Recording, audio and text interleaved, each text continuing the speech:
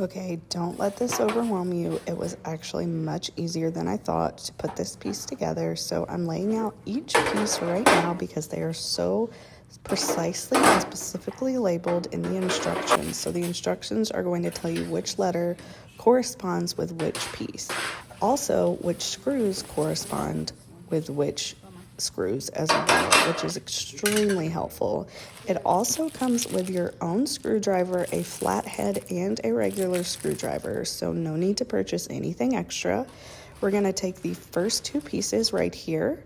This is the back of the cabinet and then the sides. You're going to take your Q screws and you're going to screw them in where the two pieces meet. You're going to do this for both sides of each side of the cabinet. You're going to use your Q screws again and screw them on. There's 3 screws on each side. Then you're going to take these green pieces and you're going to know the bottom because you're going to screw these little foot stoppers on the bottom just like this. You're going to screw the next sides together. These are just the long green poles in between the 2 green stands. Okay, so where the bottom feet are pointing, you're going to point the side of the rods that have the 2 larger holes. To the top, you're going to point the other side. Just note this because if you mess it up, you will have to start again.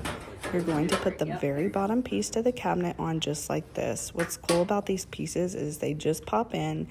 Then you're going to use some more Q screws to screw this piece in. You will know this is facing the right direction because the holes will match up to where you were supposed to put the screws into. You're going to take the green stand you've already put together and slide it on the bottom just like this.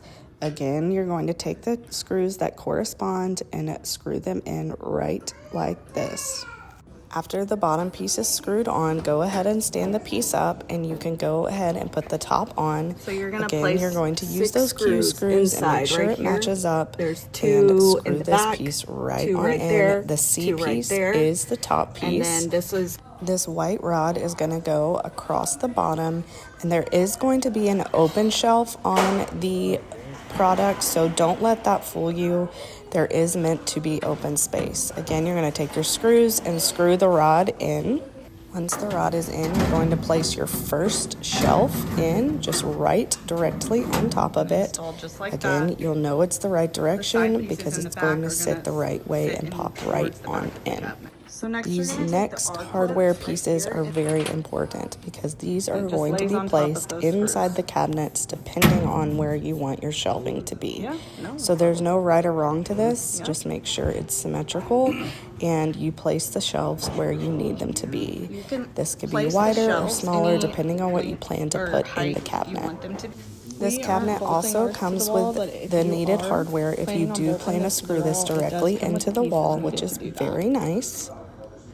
And then the last and final step is the door, and it already has the screws in it. All you're going to do is pop these pieces right into where there is holes left.